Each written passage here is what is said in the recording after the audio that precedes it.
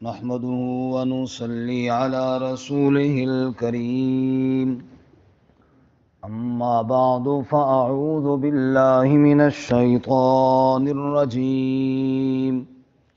بسم الله الرحمن الرحيم ويرى الذين أوتوا العلم الذي أنزل إليك من ربك هو الحق ويهدي إلى صراط العزيز الحميد وقال الذين كفروا هل ندلكم على رجل ينبئكم إذا مزقتم كل ممزق إنكم لفي خلق جديد أفترى على الله كذبا أم به جنة بل الذين لا يؤمنون بالآخرة في العذاب والضلال البعيد أفلم يروا إلى ما بين أيديهم وما خلفهم من السماء والأرض إن نشأ نخسف بهم الأرض أو نسقط عليهم كسفا من السماء إن في ذلك لآية لكل عبد منيب وَيَرَى الَّذِينَ أُوتُوا الْعِلْمَ اور دیکھتے ہیں وہ لوگ جو علم دیے گئے ہیں الَّذِي أُنزِلَ إِلَيْكَ مِن رَبِّكَ کہ جو نازل کیا گیا آپ کی طرف آپ کے رب کی طرف سے هو الحق وہ حق ہے وَيَهْدِي إِلَى صِرَاطِ الْعَزِيزِ الْحَمِيدِ اور رہنمائی کرتا ہے اس راہ کی طرف جو غالب تعریفوں والا ہے وقال الذین کفروا اور کہا ان لوگوں نے جنہوں نے کفر کیا هل ندلکم علی رجل کیا ہم تمہاری رہنمائی کریں ایک ایسے شخص پر ینبئکم جو تمہیں یہ خبر دیتا ہے اذا مزقتم کل ممزق کہ جب تم ریزہ ریزہ ہو جاؤ گے مکمل طور پر ریزہ انکم لفی خلق جدید بے شک تم نئی تخلیق میں اٹھائے جاؤ گے افطرا علی اللہ کذبا کھڑ لیا اس نے اللہ پر جھوٹ نعوذ باللہ ام بھی جنہ یا اس کے ساتھ جنون ہے بل الذین لا یؤمنون بالآخرہ بلکہ وہ لوگ جو ایمان نہیں رکھتے آخرت کے ساتھ فی العذاب والضلال البعید وہ عذاب میں ہیں اور دور کی گمراہی میں افلم یروا کیا انہوں نے دیکھا نہیں الی ما بین ایدیہم وما خلفہم جو ان کے آگے ہے اور جو ان کے پیچھے من السماء والارض آسمان سے اور زمین سے ان نشأ نخسف بهم الارض اگر ہم چاہتے دھنسا دیتے ان کو زمین میں او نسقط علیہم کسفا من السماء یا گرا دیتے ہم ان پر کوئی ٹکڑا آسمان سے ان فی ذلک لآیۃ لکل عبد منیب بے شک اس میں نشانی ہے ہر اس بندے کے لیے جو انابت کرنے والا ہو طلب کرنے والا ہو سبحان ربک رب العزت عما یصفون وسلام علی المرسلین والحمد للہ رب العالمین اللہم صل علی محمد وعلی آل محمد کما صلیت علی ابراہیم وعلى آل إبراهيم إنك حميد مجيد اللهم بارك على محمد وعلى آل محمد كما باركت على إبراهيم وعلى آل إبراهيم إنك حميد مجيد معزز سامعین سورہ سبا آیت نمبر 6 سے لے کر 9 تک تلاوت کی ہیں اللہ رب العزت ان کے مطابق صحیح بیان کی توفیق عطا فرمائے اور ہمیں قرآن و سنت پر عمل کرنے کی توفیق عطا فرمائے۔ گزشتہ سبق میں ہم نے پڑھا کہ اللہ تعالیٰ کی وحدانیت پر دلائل عقلیہ ارشاد ہوئے، خصوصاً علم الہی کے بارے میں، کہ اللہ تعالیٰ کو کائنات کی ہر چیز کا علم ہے اور اللہ سے مخفی کوئی چیز بھی نہیں، اور قیامت کا علم بھی اللہ کے پاس ہے، ذرہ بھر بھی چیز اللہ تعالیٰ کے علم سے باہر ہے نہیں۔ اور ساتھ ہی ان لوگوں کے لیے وعید ارشاد فرمائی جو اللہ تعالیٰ کی آیات کی مخالفت کرتے ہیں کہ ان کے لیے سخت عذاب ہے۔ اور آج کے سبق میں پہلی آیت مبارکہ میں دلیل نقلی اہل علم سے، اور پھر اگلی آیات میں کفار کا شبہ اور اس کا جواب۔ دلیل نقلی سے مراد یہ ہے، تم لوگ کہتے ہو کہ قرآن نعوذ باللہ اللہ کا کلام نہیں ہے، جو صاحب علم لوگ ہیں وہ مان گئے ہیں۔ مثلاً بعض علماء یہود مان گئے، نصارہ کے علماء مان گئے،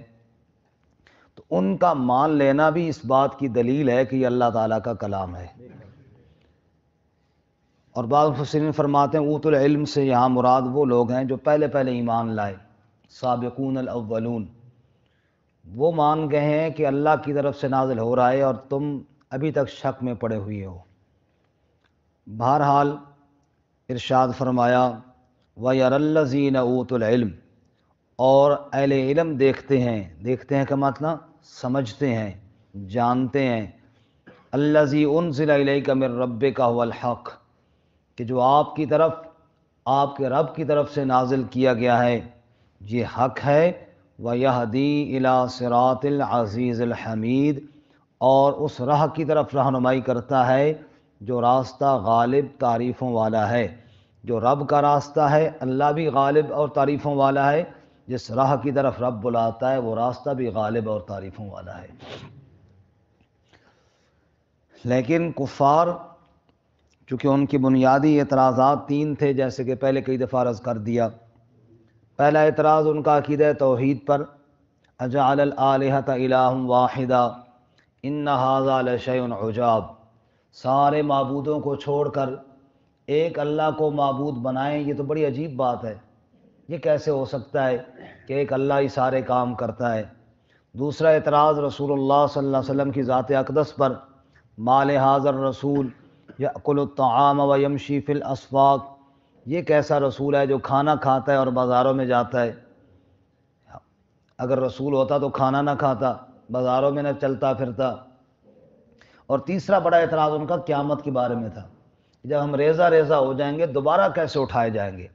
اور یہاں پر تیسرے اعتراض کا ذکر ہے آج کے سبق میں۔ وقال الذین کفروا، اور کہا ان لوگوں نے جنہوں نے کفر کیا، وہ کہتے ہیں هل ندلکم علی رجل، کیا ہم تمہاری رہنمائی کریں ایک ایسے شخص پر، ینبئکم اذا مزقتم کل ممزق، جو تمہیں یہ خبر دیتا ہے کہ جب تم ریزہ ریزہ ہو جاؤ گے، مکمل طور پر ریزہ ریزہ، جب تم قبرستان میں دفن ہو جاؤ گے اور مٹی تمہیں کھا جائے گی، وہ شخص یہ کہتا ہے انکم لفی خلق جدید، بے شک تم نئی تخلیق میں اٹھائے جاؤ گے، دوبارہ پیدا کیے جاؤ گے، دوبارہ لوٹائے جاؤ گے۔ یعنی اس بات کو وہ بڑی انہونی اور بڑی عجیب بات سمجھتے تھے کہ یہ کیسے ہو سکتا ہے، عجیب بات ہے، جب مٹی کھا جائے گی اور وہ شخص یعنی حضرت محمد الرسول اللہ صلی اللہ علیہ وسلم یہ کہتے ہیں دوبارہ اٹھائے جائیں گے، یہ کیسے ہو جائے گا۔ سورۃ النازعات میں اللہ فرماتے ہیں نا، یقولون اَإِنَّا لَمَرْدُودُونَ فِي الْحَافِرَةِ أَإِذَا كُنَّا عِظَامًا نَخِرَةً قَالُوا تِلْكَ إِذًا كَرَّةٌ خَاسِرَةٌ، ان لوگوں کو دیکھو نا، یہ کہتے ہیں کہ جب ہم وہ سیدھا ہڈیاں ہو جائیں گے دوبارہ کیسے پیدا کیے جائیں گے؟ یہ تو لوٹنا بڑے خسارے والا ہوگا۔ اللہ فرماتے ہیں ان اعتراض کرنے والوں کو بتا دو فَإِنَّمَا هِيَ زَجْرَةٌ وَاحِدَةٌ فَإِذَا هُمْ بِالسَّاهِرَةِ، ایک ہی آواز آئے گی اور سب اٹھ کر کھلے میدان کے اندر جمع ہو جائیں گے۔ سورہ یاسین میں فرمایا وَنُفِخَ فِي الصُّورِ فَإِذَا هُمْ مِنَ الْأَجْدَاثِ إِلَىٰ رَبِّهِمْ يَنْسِلُونَ، سور پھونکا جائے گا، سب قبروں سے اٹھ کر محشر کے میدان کی طرف دوڑ رہے ہوں گے اور کہہ رہے ہوں گے یا ویلنا من بعثنا من مرقدنا، ہائے افسوس کس نے ہمیں ہماری خوابگاہوں سے اٹھا دیا، قبروں سے کس نے ہمیں اٹھا دیا؟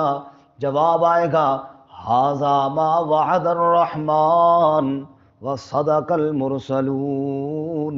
رحمان کا وعدہ سچا ہے، نبیوں کی بات پوری ہو رہی ہے۔ رب العالمین فرماتے ہیں بڑے حیران ہو کر لوگ پوچھتے ہیں کون زندہ کرے گا، کیسے زندہ ہوں گے جب ریزہ ریزہ ہو جائیں گے؟ اور سورہ یاسین کے آخر میں اللہ فرماتے ہیں وَضَرَبَ لَنَا مَثَلًا وَنَسِيَ خَلْقَهُ، اس انسان کو دیکھو میرے لیے مثالیں بیان کرتا ہے، وَنَسِيَ خَلْقَهُ، اور اپنی تخلیق کو بھول گیا کہ اللہ نے اسے کیسے پیدا کیا۔ قَالَ مَن يُحْيِي الْعِظَامَ وَهِيَ رَمِيمٌ، کہتا ہے کون ہڈیوں کو زندہ کرے گا جب یہ چورا چورا ہو جائیں گی، جب یہ ریزہ ریزہ ہو جائیں گی؟ قُلْ يُحْيِيهَا الَّذِي أَنشَأَهَا أَوَّلَ مَرَّةٍ، آپ فرما دیجئے میرے محبوب صلی اللہ علیہ وسلم ان کو وہ ذات زندہ کرے گا جس نے ان کو پہلی مرتبہ پیدا کیا۔ جو پہلی مرتبہ پیدا کر سکتا ہے دوبارہ زندہ کرنا اس کے لیے کوئی مشکل کام۔ اور سورۃ المؤمنون میں فرمایا وَلَقَدْ خَلَقْنَا الْإِنسَانَ مِنْ صُلَالَةٍ مِّن طِينٍ ثُمَّ جَعَلْنَاهُ نُطْفَةً فِي قَرَارٍ مَّكِينٍ ثُمَّ خَلَقْنَا النُّطْفَةَ عَلَقَةً فَخَلَقْنَا الْعَلَقَةَ مُضْغَةً فَخَلَقْنَا الْمُضْغَةَ عِظَامًا فَكَسَوْنَا الْعِظَامَ لَحْمًا ثُمَّ أَنشَأْنَاهُ خَلْقًا آخَرَ، انسان کہتا ہے کیسے پیدا ہوگا؟ غور تو کرنا اپنی تخلیق پر، پہلے تو نطفہ تھا، پھر تو لوتھڑا بنا، پھر تو بوٹی بنا، پھر اللہ نے ہڈی بنائی، پھر ہڈی کے اوپر گوشت چڑھایا، پھر اس کے اندر نقش و نگار پیدا کر دیے، قدرت کا روح ڈال دیا۔ فتبارک اللہ احسن الخالقین، برکت دینے والا تیرا رب ہے جس نے بڑا خوبصورت کر کے پیدا کیا ہے۔ ثم انکم بعد ذلک لمیتون ثم انکم یوم القیامت تبعثون، پھر اس کے بعد تمہیں موت بھی دے گا اور پھر موت کے بعد تمہیں اٹھائے گا بھی صحیح۔ جو اللہ نطفے سے انسان بنا سکتا ہے وہ اللہ وہ سیدھا ہڈیوں کو جوڑ کر دوبارہ بھی کھڑا کرنے پر قدرت رکھتا ہے۔ مٹی کو لو نطفہ بنیو،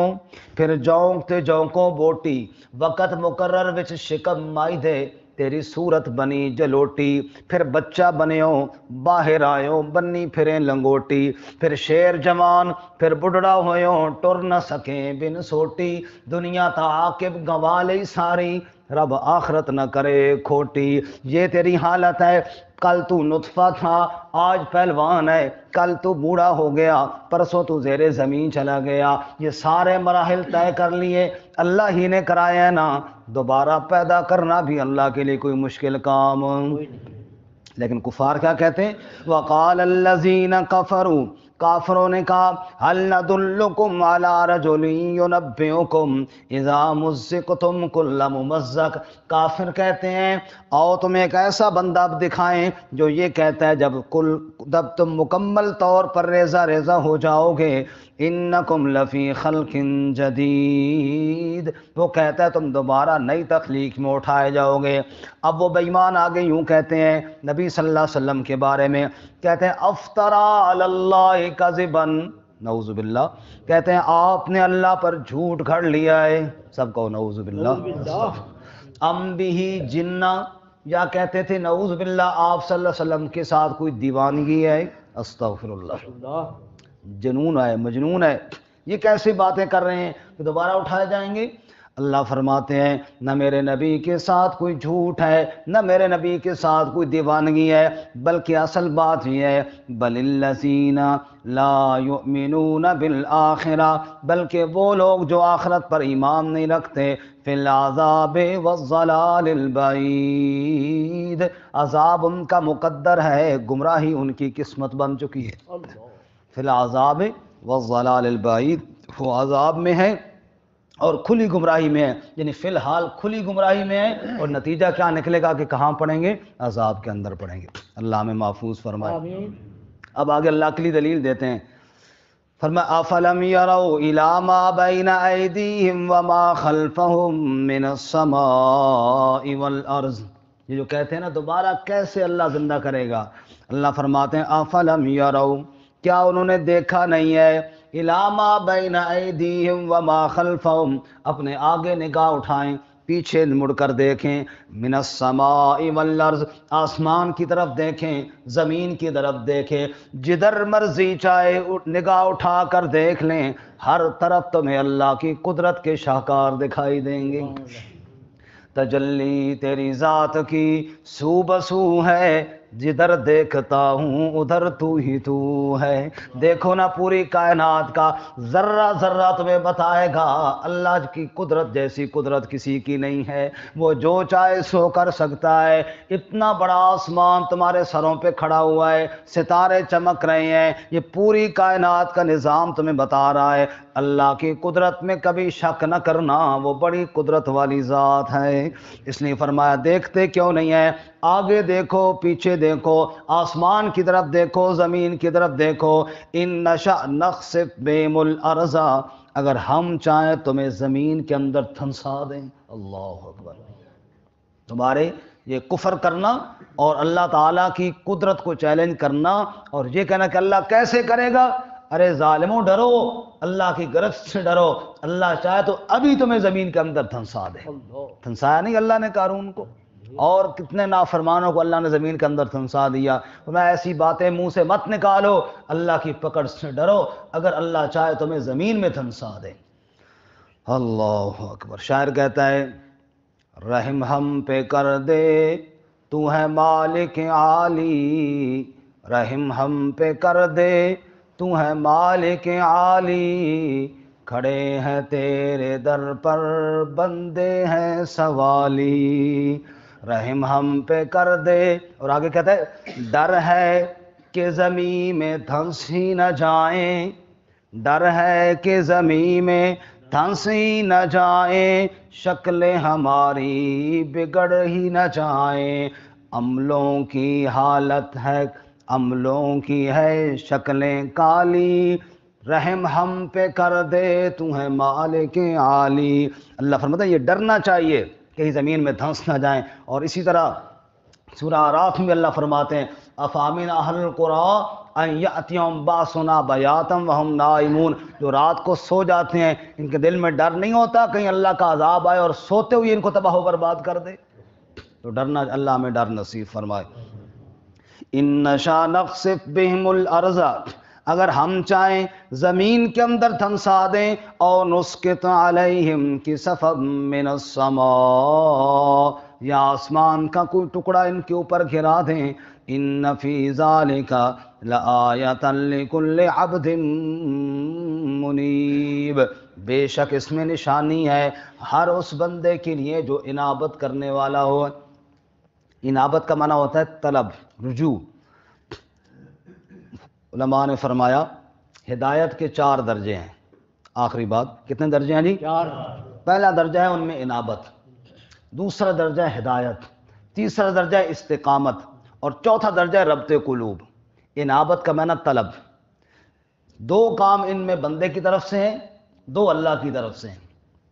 پہلا کام انابت یعنی طلب، وہ بندے کی طرف سے ہے، طلب بندے نے دکھانی ہے اور ہدایت اللہ نے دے دینی ہے۔ ان فی ذالک لآیۃ لکل عبد منیب، طلب تو دکھاؤ،